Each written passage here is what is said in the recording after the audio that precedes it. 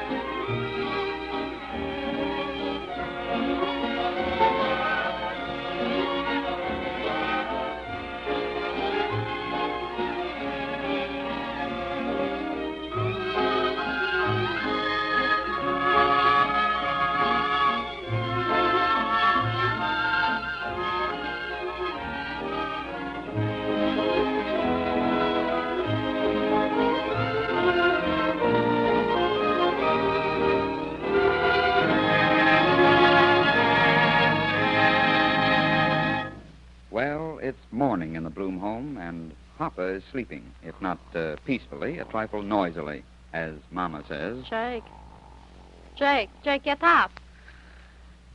Jake, get up.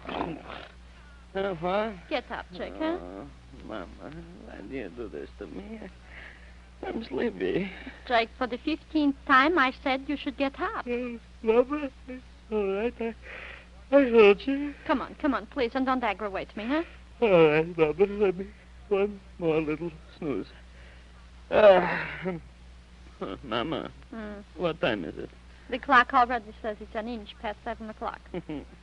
Mama, let me sleep. All right, so I'll be a little late this morning. Jake, I tell you, you gotta get up. You can't come to work 9:30 in the morning. What are you, a night watchman? All right, Jake, go on. Sleep. If anything comes up at the factory, Sidney will do it. Sidney? I'll get up. No, lay in bed. What's the difference? I want to talk to you anyhow. Mama, if you didn't want me to get up, why do you make so much noise? I changed my mind. I was thinking. Thinking. Well, can't you think when I'm sleeping? No, I can't. I can't think unless somebody answers me. Oh. All right, Mama. Go ahead and think. I'll answer you. Jake. When shall we have the wedding? Wedding? Who's wedding? Yetta's wedding. Huh? When do you think? Then make it next week. How can it be next week? She just got engaged yesterday. First the girls have got to give her snowstorms. Snowstorms? What are snowstorms?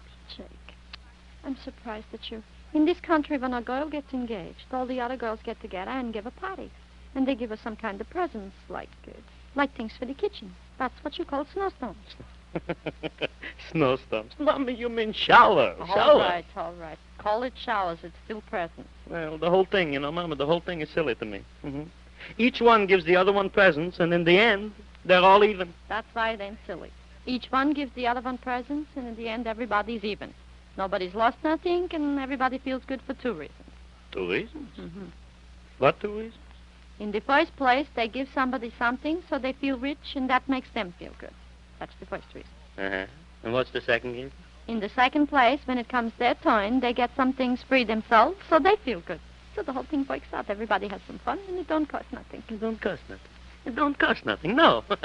Meantime, I pay the bill. Is that something new? No, I should say not. You ought to be glad, Jake. That's the only fun you get, the little silly bills. Food, everybody has to pay. Rent, everybody has to pay. The only fun you get from paying bills is the little foolish bills. Well, what's the use of arguing with you?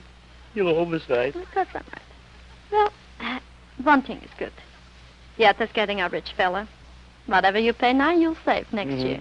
And what does he look like? When a fella's got that much money, he don't have to be a Robert Gable. You don't, huh? Mama, sometimes I wonder what you're talking about. But about this fella, I don't remember it. Was he here at Sarah's wedding? Of course he was here. How do you think she got engaged to him? By television? But how do I know how people get engaged? Well, you got engaged once yourself. You have to remind me. Well, I didn't exactly mean you and me. I didn't mean you and me either. All right, what do you mean? Don't pretend you don't know what I mean. I don't have to pretend, Mama. I don't know. Don't tell me you don't know. Lying I don't like and you're not. Better to tell the truth no matter what it is than to lay there and try to pull the sheep over my knife. All right. I think I'll get up. What kind of a way to win an argument is that? Stay there.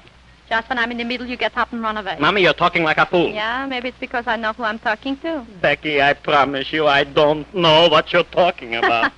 So you don't remember Ida Goldfarb, huh? Ida Goldfarb?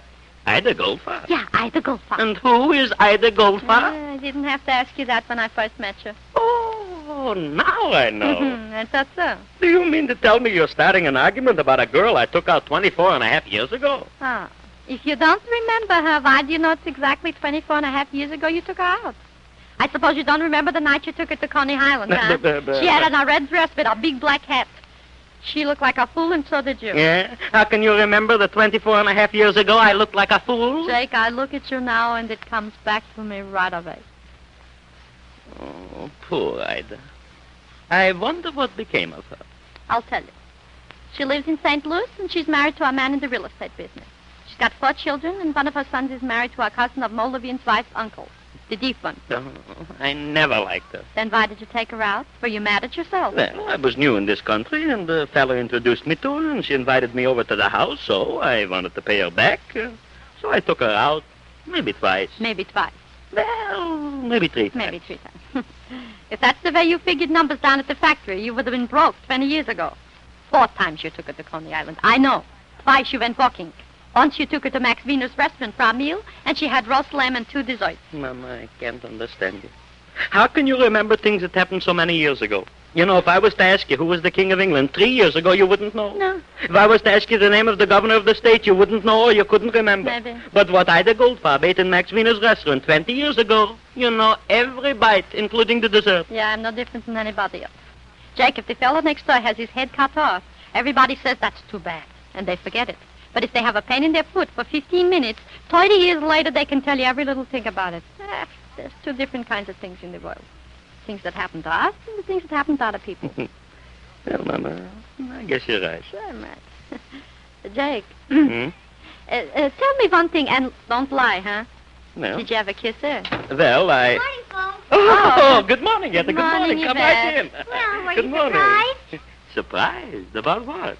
About me getting engaged. You bet I was surprised. How about you, Ma? Well, I wasn't exactly surprised. Nothing surprises me anymore. How's that? Yet in a country where you buy a little thing called a radio and turn a button and you hear a man singing a song 2,000 miles away, why should I be surprised at an engagement? Well, how did you feel then, Ma? I haven't decided how I felt. Well, how can you not know how you felt? I want to talk to Yvette first, and then I'll tell you how I felt. If she feels good, then I feel good. But she's got to feel good. Otherwise, why did she get herself engaged? If he was a poor fella, I wouldn't have to ask. It's because he's a rich fella, I'm wondering. Did she get engaged to the fella, or did she get engaged to his father's money? Monroe Fink has got plenty of money. Oh, I'd love it if he didn't have a cent. That's silly, Yetta. I'm surprised at you. If he didn't have a cent, what would you live on? Oh, we'd get by. Getting by is no good. Well, other people do it. My daughters ain't other people. Ma, I can't figure you out. I thought you believed in people being in love before they were married. Now you're talking just the opposite. Honestly, you're all mixed up. I'm not mixed up. I said it straight. You listen to it mixed up. Yet the money's like children. Too much is no good. None at all is also no good.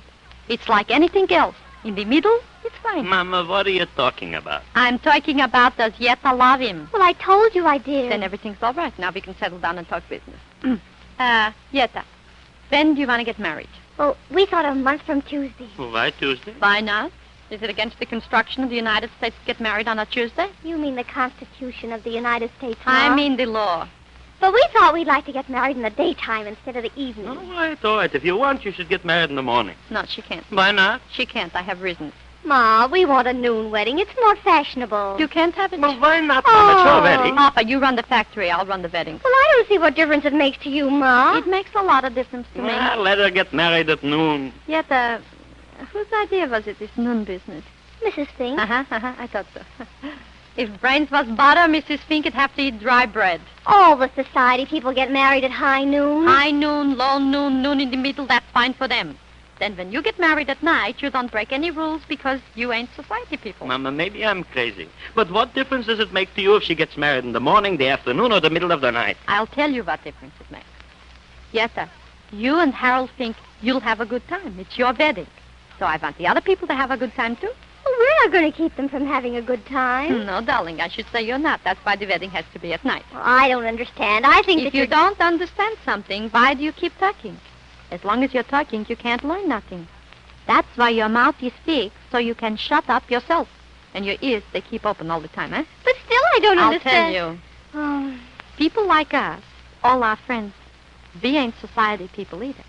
They got to work all day long, so that at night they can go out and act like society people. If you make them come to our wedding at the daytime, they're worried what's going on in their stores while they're at your wedding. So they don't have a good time. And the whole wedding is wasted. Nobody's happy but Mrs. Fink, and I don't like her anyhow. Becky, you're right. Oh, I see what you mean. Okay, we'll have the wedding at night. That's my smart little girl talking. Oh, it's lucky the wedding's over a month off. It'll give you and Pa a chance to go out and get some new furniture to fix up the place. New furniture? Well, yeah, I thought maybe, a new dining room suite. This one we've had ever since I can remember. Well, it's good enough. New dining room suites we don't need. If the food on the table is good enough, the table don't have to be genuine cat's eye maple. Oh, Ma. Becky, now I know why I fell in love with you. You're talking sense. There'll be enough expense without buying new furniture. You're right, Jake. The money we save by not buying our new dining room suite, we put a few $100s to and have the whole parlor fixed up. I am buying your new furniture. Jake, I don't feel like arguing with you, huh? So I'll buy the new furniture and you can pay the bill. I am buying your new furniture. All right, Papa. If you can't afford it, you can't afford it. I can afford it, but I am buying no new furniture. How can people know you can afford new furniture if you don't buy new furniture? It makes no difference to me, you understand. But if you want people to go around saying, poor Jake Bloom, his last daughter got married and he couldn't afford a few sticks of new furniture, I guess I can stand it. Well, I want the place to look nice. Harold's aunt's bound to be here, and her husband's worth millions. So I'd like to show off a little bit. Harold's aunt. Yetta, what's her name? Mrs. Isadore Cohen III. The name sounds a little familiar. She lives out west now, but before she was married, she lived right down on 10th Street. What was her name then? Ida Goldfarb. Ida Goldfarb? Papa, where are you going? Mama, I'm going to look at some new furniture.